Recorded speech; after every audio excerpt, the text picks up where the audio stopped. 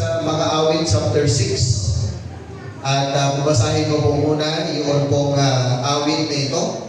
Verse 1, O Yahweh, huwag mo akong sumbatan ng dahil lamang sa galit o kaya parusahan kapag ikay nag-iinit.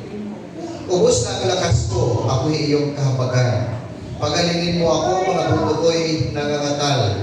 Ang aking kaluluwa'y lubha ng nahihirapan. O Yahweh, ito kaya'y hanggang kailan magtatagal. Magbalik ka, O Yahweh, at buhay ko'y iligtas. Hanguin mo ako na pag-ibig mong wagas. Kapag ako ay namatay, di na kita maaalala. Sa daigdig ng mga patay, sino sa iyo'y sasamba? Pinaghihina ako nitong aking karamdaman. Gabi-gabi, basa sa luha itong aking higaan.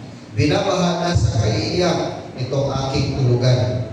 Mata ko'y namamaga dahil sa aking pagluha. Halos di na makakita mga kaaway ko ang may gawa. Kayong masasama, ako'y inyong layuan. Pagkat dininig ni Yahweh ang aking karaingan. Dinirinig ni Yahweh ang aking pagdaing at sasagutin niya ang aking panalangin. Ang mga kaaway ko'y daranas na matinding takot at kahihiyan. Sila'y aatras at sa biglang pagkalito'y magtatakbuhan. Sandali tayong manalangin. Ama naming Diyos sa dakila, maraming salamat po sa iyong kabutihan sa aming pong buhay. Thank you, Lord, for once again allowing us, Lord, na makapagsama-sama ngayong gabi at upang kami ay magpuri sa iyo, magpasalamat sa iyong kadakilaan at sambahin ka, Panginoon, sa kataas-taasan. Salamat po, Diyos, sa bawat mga anak mo na narito na kung saan ang puso ay sabik na makasama ka.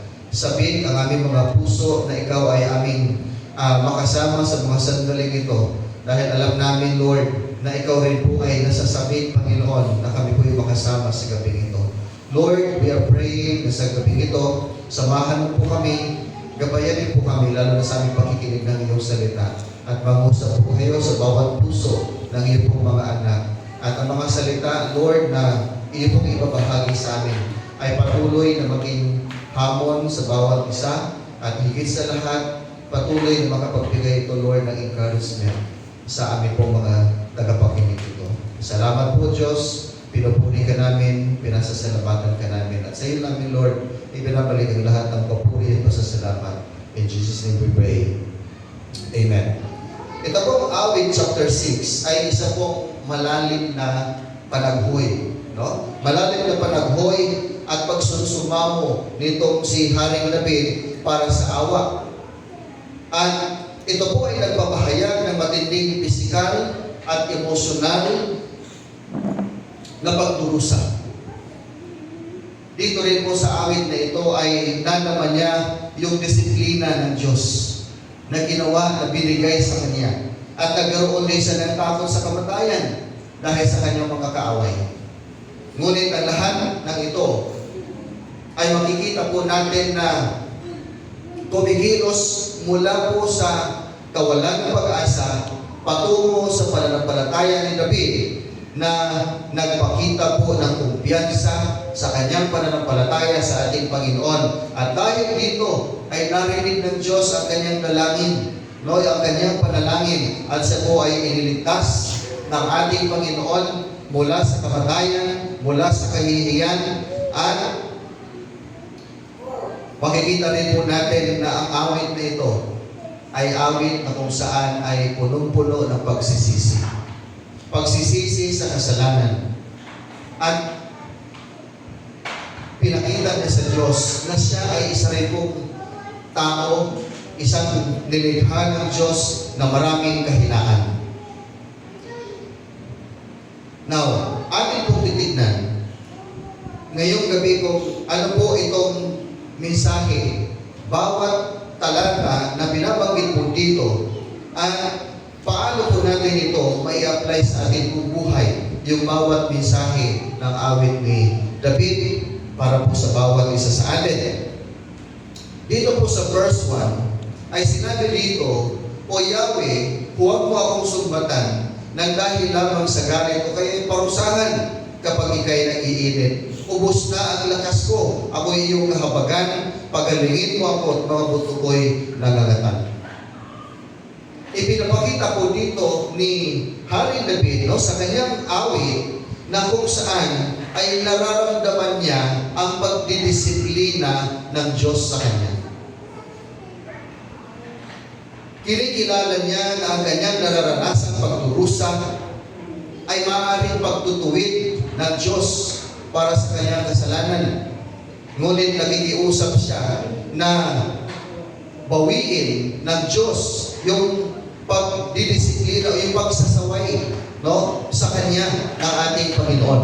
Now, ito pong si Hari David, parang ito pong awit na ito ay pagkatapos niya pong mahulog sa kasalanan.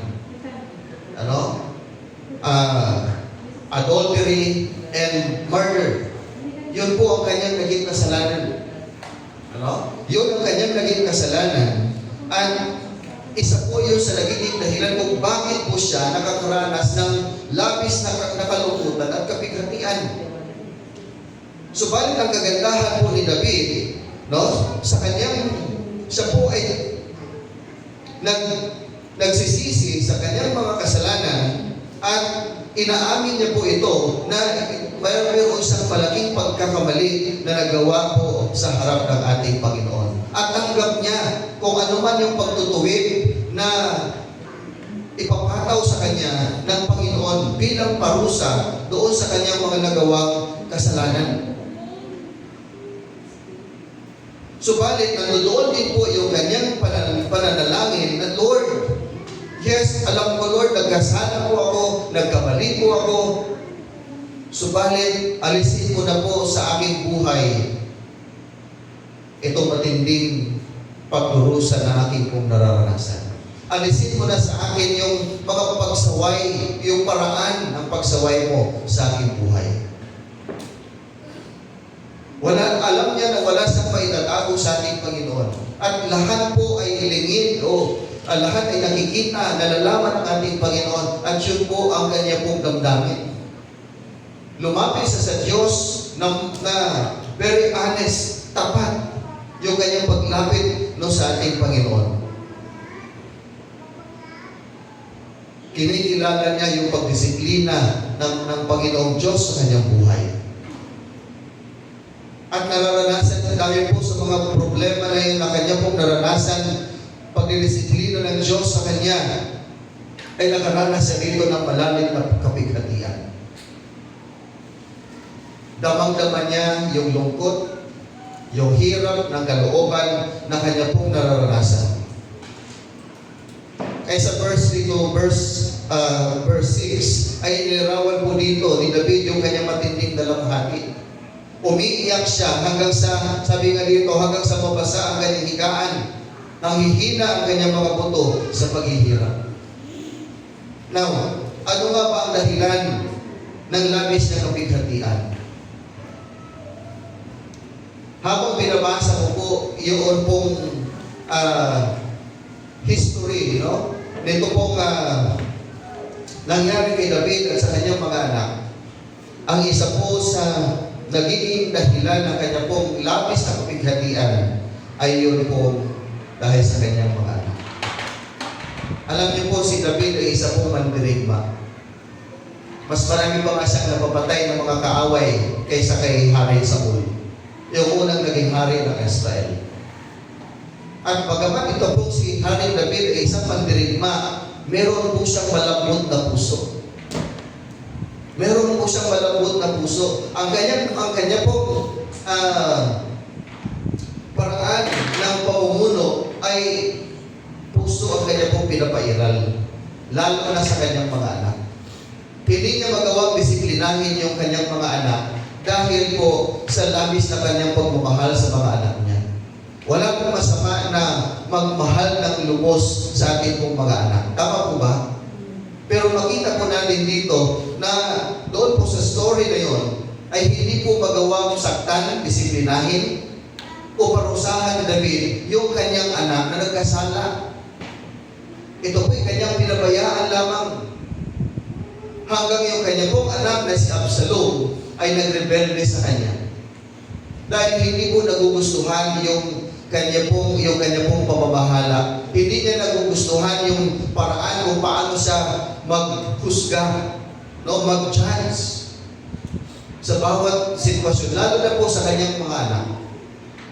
Kaya ito po si Absalom ay nilinlang siya, no? Nilinlang niya si David, yung kanyang ama.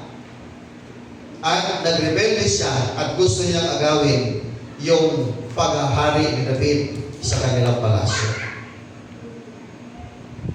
At ito po ang isa sa pinakamatindi. Dahil itong si Absalom, para maagaw niya yung paghahari ng kanyang ama, ay kailangan niya itong patayin.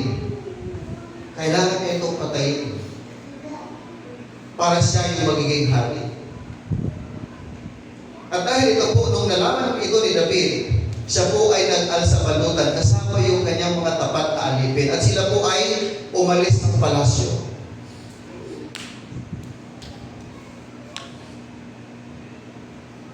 Hindi po dahil sa takot na siya ay mamatay, kundi siya po ay nagparaya doon sa kanyang anak. Mahirap po kung can you imagine kung hindi siya umalis doon at magpakaabot siya, magpatayan sila mag-ama. At yan po ang pinakamahirap na damdamin ng isang ama. Yung siya mismo ang papatay sa kanyang anak. Di ba? Remember, si Abraham, nung tinis siya ng Panginoon, tinis siya ng Panginoon na ihandog yung kanyang kaisa-isang anak na si Isaac. At kahit na nakahamba na yung konsilyo para itarak doon sa katawan po ni Isaac, ay nandoon po yung kanyang kaisipan, no, na napakahirap nung kanya pong gagawin.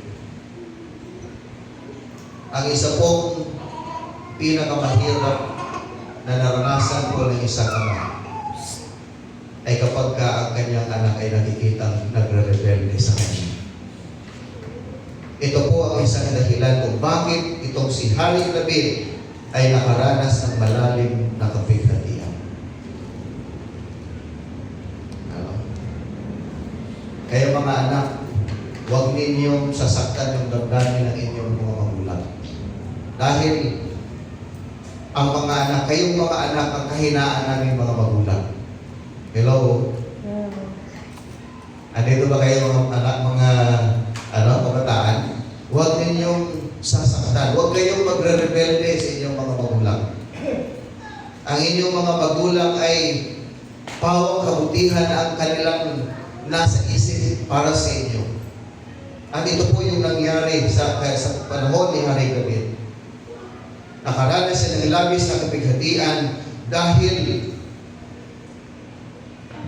sa kanyang rebelde anak na gusto siyang patayin, no? At gusto siyang paalisin bilang hari ng Israel. So yan po ang dahilan kung bakit labis na nalulungkot, bakit labis na nalulumbay. Can you imagine, sabi niyo nga dito, no? Ubus na ang lakas ko, ako'y iyong kahabagan, no? Pagalingin mo ako, mga buto ko'y nangamatay. At sabi pa sa verse 6, nangihina ako nitong aking karamdaman, gabi-gabi, basa sa luha itong aking higaan, binabaha na sa kaiiyak itong aking tulugan. Kaya walang ibang nagpapaiyak sa magulang, kundi yung kanyang anak.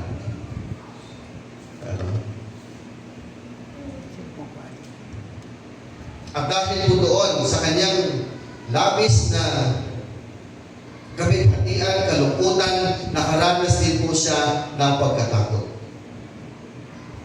Katulad nga po na sinabi ko kanina, si David po ay isang mandirigma, isang warrior. Pero hindi po siya natatakot sa kamatayan. Natatakot siya na baka ang kanyang kamatayan ay makahadlang sa kanya sa pagpupuri sa Diyos. at malalagay sa panganib ang mga pangako at kaluwalhatian ng Diyos sa kanyang buhay. Verse 5, kapag ako ay namatay, di na kita maalala, o sa daigdig ng mga patay, sinong sa iyo'y sasamba. Makikita po natin dito at mararamdaman natin yung eagerness nitong si David na makilala niya pa ng lubusan ng Panginoon, na makapagbigay siya ng parangal sa Diyos, na sa pamagitan ng kanyang buhay ay maparangalan at maluwalhati ang Panginoong Diyos na kanyang sinasamba at pinaglilingkuran. Church, once na binigay natin ang ating buhay sa pagsamba, pagsunod natin sa ating Panginoon, ang buhay po natin ay nagiging kumpleto. Amen? Nagiging kumpleto tayo, nagiging buo tayo. At kapag hindi po natin nagawa kung ano ang ating nakasanayan, na kung saan tayo po ay nag-worship sa ating Panginoon, may posibilidad na maghihina po tayo. No? May posibilidad. Lalo na kapag every Sunday, nasa loob ka ng simbahan, nag-worship sa Panginoon, nagpapasalamat sa Diyos, or every day sa buhay mo, you are praising the Lord. Pero iba po yung mararamdaman natin kapag tayo po ay nag-worship sa ating Panginoon kasama ng mga mananampalataya. Kaya nga sabi po ng Hebrews chapter 10 verse 25, huwag kaligtaan na magsama-sama, sapagkat sa ating pagsasama-sama ng mga mananampalataya ay nai-encourage natin ang bawat isa. Wala pong hindi kayang pantayan ang anumang salapi ang ating pong mararamdamang saya kapag nakakasama natin ang ating mga kapwa mananampalataya na nag-worship sa ating Panginoon. Amen? Habang tayo po ay nagpaparangal sa Diyos. Alam po ninyo, naranasan ko yan, na-experience ko yan. Kaya nga sabi ko kay Ice, ayoko na siguro na pagka merong youth camp ulit, no, yung ES natin, ayoko nung aalis ako ng Sunday.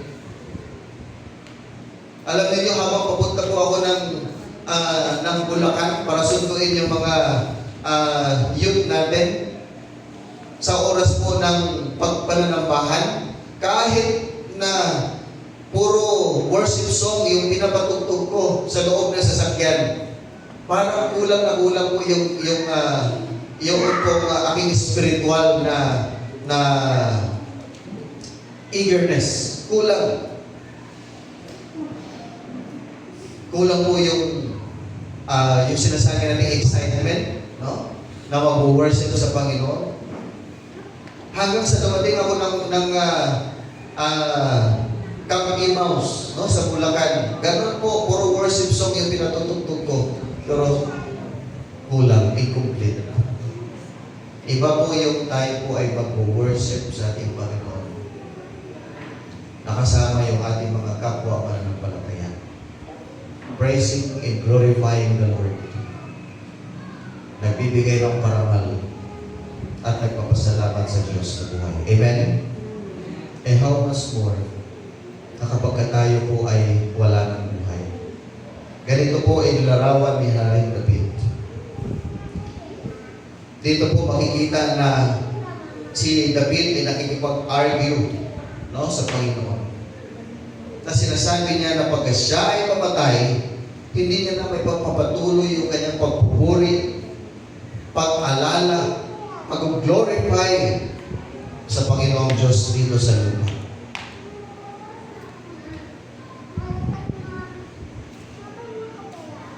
Dahil yung goal po ni David, yung kanyang desire is to live and not selfish.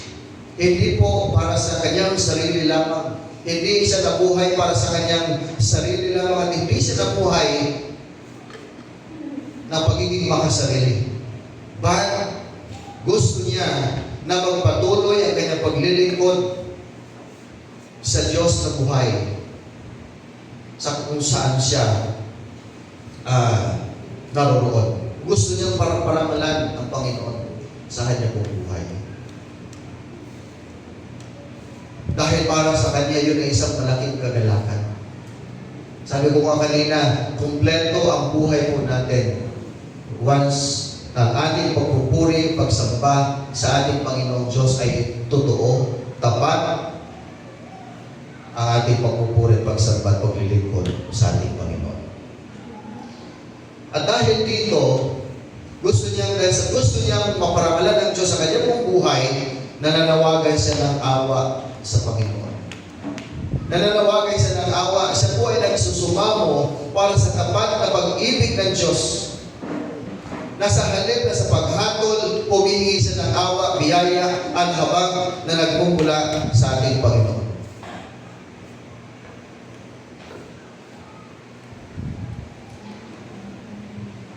Ito pong awit na ito ay isa sa 7 mga awit na kung saan ay yung tinatawag po natin penitential psalms.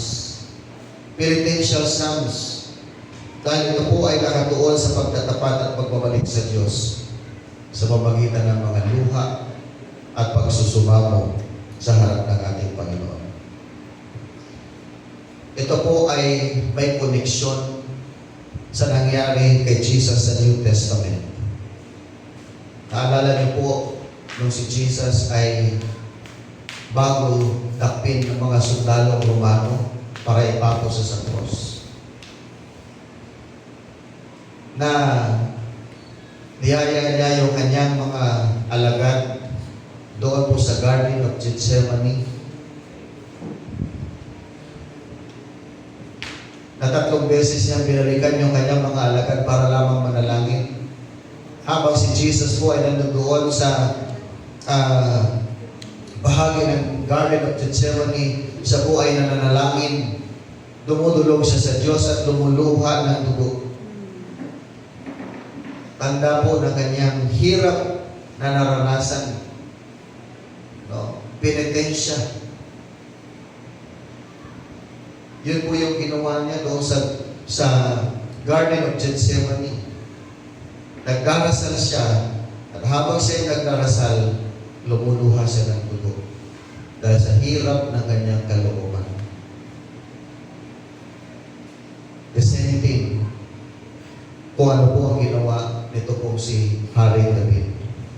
Subalit makikita natin na ang kamatayan ni Jesus ay hindi tulad ng takot ni David. Nasa huli ay niluluhati ang Diyos at tinupad ang pangako ng kaligtasan. Yun po ang malaking kaibahan ni David at ni Jesus.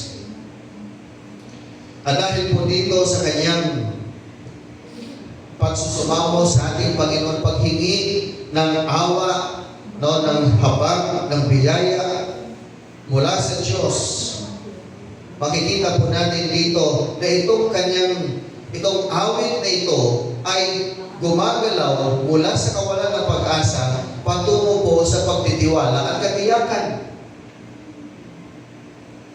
Si David na kung saan ay nagsusumamo sa Panginoon, takot na takot, lungkot na lungkot, nagdadalahati siya, subalit hindi po natapos doon ang kanyang nararanasan at yung kanyang nararamdaman. Dahil mula sa kawalan ng pag-asa, siya po ay lumapit sa Diyos na mayroong pagtitiwala at doon po ay ibinigay sa kanya ng Diyos ang kasagutan doon sa kanyang pagsusumamo. Dininig ng Diyos ang kanyang panalangin. Dininig ng Diyos ang kanyang kahilingan. Sa verse 9, sabi rito, dinirinig ni Yahweh ang aking pagdaing at sasagutin niya ang aking panalangin. Mga kapatid, tunay nga na ang Diyos ay puno ng habag, awa at grasya. Amen? Once na tayo po ay lumapit sa Kanya na may tunay na puso, puno-puno ng pagsisisi, pag-amin na tayo po ay nagkasala sa Kanya, once na tayo po ay magdala ng Kanyang mga panalangin sa Kanya, ang Diyos po ay siguradong sasagot sa ating mga panalangin. Amen? Hindi po tayo itatanggi ng ating Panginoon. Hindi niya tayo tatanggihan sa ating pong paglapit sa Kanya. Makikita po natin dito, yun pong malaking pagbabago. Mula sa desperadong kalungkutan, panaghoy, patungo po sa pagtitiwala na mayroong katiyakan. At ipinapakita po dito na ang Diyos ay dinidinig ang taong nagdarasal na mayroong tapat na puso. Lumuluha na mga pagsusumamo at ang Diyos po ay sasagot sa takdang oras. Si David po ay lumapit sa ating Panginoon na nagdurusa. Subalit kalaunan ay nagawa niya magtiwala sa ating Panginoon.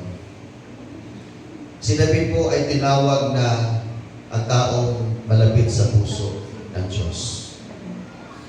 Pero bagaman siya po ay tinawag na malapit sa puso ng Diyos, siya po ay nagkasala pa rin. Hindi po garantiya ng ating pagsunod sa ating Panginoon ay hindi na po tayo nagkakasala. Hindi po garantiya na tayo po ay sumusunod sa ating Panginoon. Hindi na tayo makakaranas ng labis na kalungkutan at kapigatian. Mararanasan po natin ang mga yan. Mararanasan natin ang mga yan. Subalit, huwag po tayo mawalan ng pag-asa. Lumapit tayo sa trono ng ating Panginoong Diyos. Dahil ang trono ng Diyos ay punong-puno ng habag at awa para sa atin. Church, ang awit na ito ay modelo po na kung paano tapat na ibuhos ang ating mga nararanasan kapighatian sa ating Panginoong Diyos. At kinikilala natin ang nararapat na disiplina ng ating Panginoon dahil sa sarili nating mga pagsuway, paglabag sa Kanyang mga kautusan. Gayon pa man, kailangan natin umapit sa Kanyang awa. Hanapin sa Kanya, sa Diyos, ang pag-asa at tumalikod mula sa kasalanan at mga kaaway patungo sa pagtitiwala na may pananampalataya sa ating Panginoon Diyos. Bilang nasa Kanya ang huling pagkilos sa ating buhay. Mga taga-Roma chapter 8 verse 28, alam natin sa lahat ng bagay ay gumagawa ang Diyos para sa ikabubuti ng mga nagmamahal sa Kanya. Sila mga tinawag ayon sa Kanya layunin. Mga kapatid, ito po ang nais kong iwanan sa bawat isa sa atin. Katulad po ng sinabi ko kanina, hindi po garanti o garantiya ang ating pong pananampalataya sa ating Panginoon na hindi na tayo makakaranas ng mga pagsubok sa buhay. Tukso o ano bang mga suliranin sa ating pong buhay. Mararanasan po natin ang lahat ng yan. Subalit, huwag po tayong tumalikod sa Panginoon. Magpatuloy po tayo. Nakikita ng Diyos kung ano ang ating kalagayan sa buhay.